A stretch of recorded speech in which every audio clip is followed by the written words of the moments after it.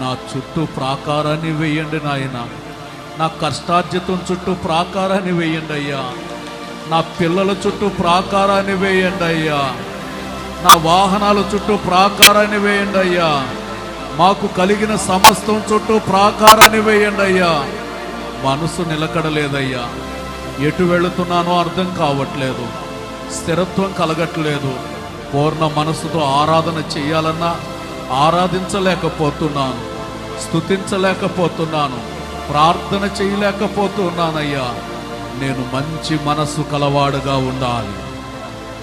నా సేవకుడైనటువంటి కాలేబు మంచి మనసు కలవాడు. ప్రియులారా, ఆయన మంచి మనసును మనకివ్వాలని ఇష్టపడుతున్నాడు. నీవు నిండు మనసుతో ప్రభుని ఆరాధించు.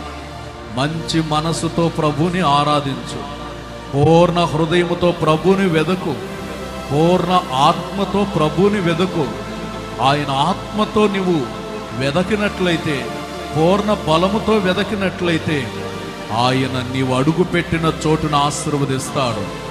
ఎక్కడ అడుగు పెట్టినా నీకు ఆశీర్వాదమే కలుగుతుంది. ఉద్యోగ ప్రయత్నాలు చేస్తున్నావా, సఫలం కలుగుతుంది. వ్యాపార ప్రయత్నాలు చేస్తున్నావా, సఫలం కలుగుతుంది. వివాహ ప్రయత్నాలు చేస్తున్నావా, సఫలం కలుగుతుంది. నీవు ఏ కార్యక్రమాలలో నీవు ముందుకు వెళ్ళినా జయము నీకు కలగబోతూ ఉన్నది.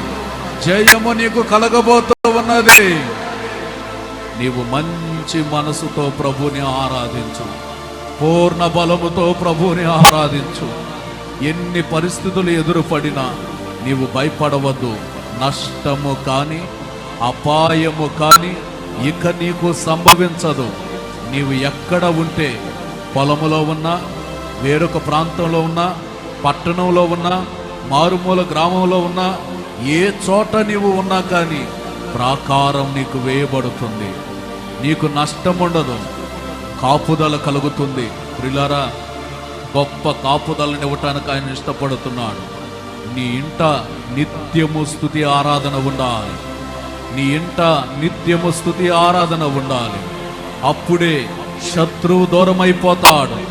సమస్యలు దూరమైపోతాయి. ఇబ్బందులు దూరమైపోతాయి. కరువు దూరమైపోతుంది. ఉత్సాహం నీ జీవితంలో ఆరంభమవుతుంది. ఆయన నీ జీవితానికి క్షేమాన్నిచ్చేవాడుగా ఉంటున్నాడు. రక్షణ ప్రాకారంగా వేస్తున్నాడు. దానికి బురుజులను ఏర్పాటు చేశాడు. ప్రియులారా, శత్రువు నిన్ను చూడాలని, వెతకాలని ఎంత ప్రయత్నం చేసినా వానికి నీవు కనబడవు. ఎందుకనంటే నీ చుట్టూ ఆయన బురుజు వేశాడు, ప్రాకారాన్ని వేశాడు. ఏ శత్రువు లోపలికి రాలేడు. కొన్ని వార్తలు నీకు వినబడతాయి. మనసును నొప్పించే వార్తలు వినబడతాయి. కలవరం రేపే వార్తలు వినబడతాయి. ఉత్సాహం లేకుండా చేసే వార్తలు వినబడతాయి. ఎన్ని వార్తలు వినబడినా నీవు వెళ్ళవలసిన చోటు ఒక్కటే. అది దేవుని సన్నిధి, ప్రాకారం కలిగిన సన్నిధి. ప్రార్థనలోనికి వెళితే తప్ప జయ జీవితం నీవు అక్కడే పొందగలుగుతావు. వేరొక స్థలములో జయము కలగదు. ప్రార్థన చేయటానికి నీవు ఏకీభవిస్తే, ప్రార్థన సమూహములో చేర్చబడితే జయము వెంబడి జయము నీ జీవితానికి అనుగ్రహించబడుతుంది.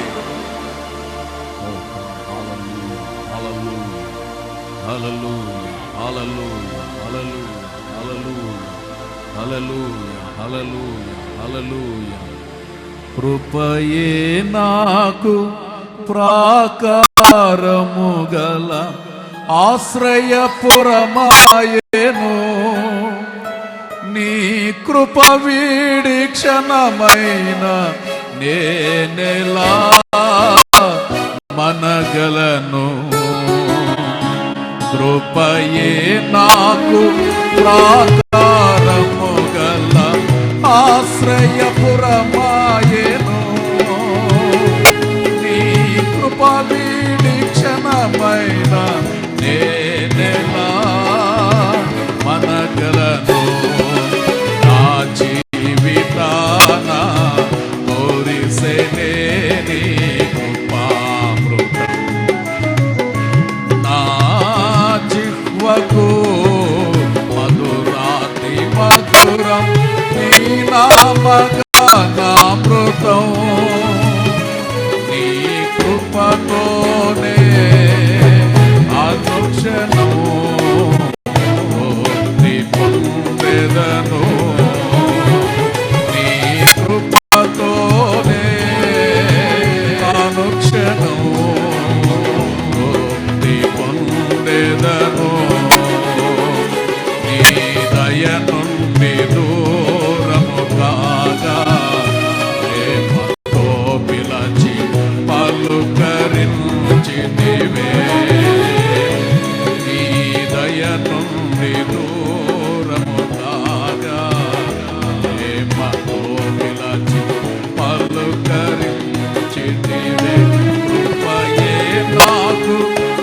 ప్రాకారము గల ఆశ్రయపురమాయేసయా నీ కృప వీడి క్షణమైన నేనెలా మనగలను కృపయే నాకు ప్రాకారము గల ఆశ్రయపురమాయెను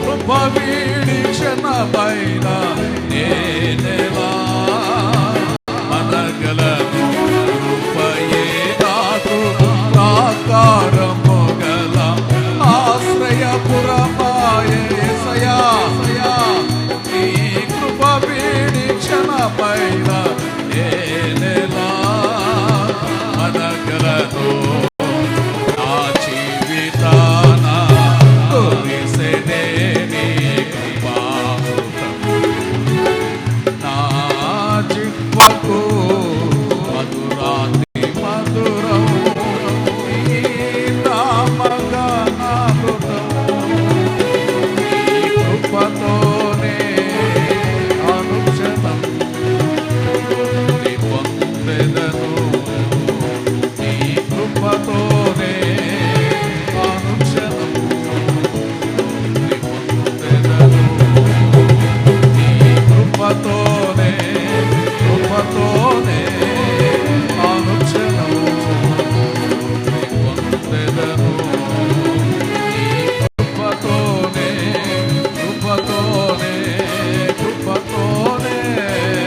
అనుక్షణం నీ పొందెదను నీ కృపతోనే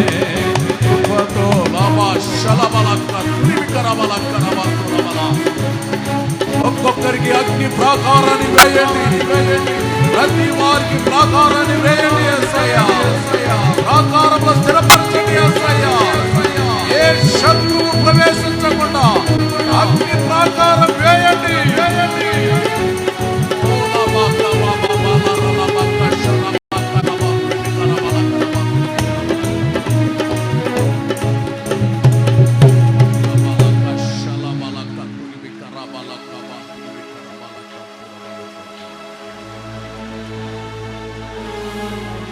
దేవుని సన్నిధిలో ఒక పరిపూర్ణ నిరీక్షణతో అడిగితే ఆయన అగ్ని ప్రాకారాన్ని వేయుటకు సమర్థ. నీ కలిగిన ఆస్తి చుట్టూ ప్రాకారాన్ని వేస్తున్నాడు, నీ పిల్లల చుట్టూ ప్రాకారాన్ని వేస్తున్నాడు, తరతరాలు ఆయన ప్రాకారాన్ని వేయబోతున్నాడు.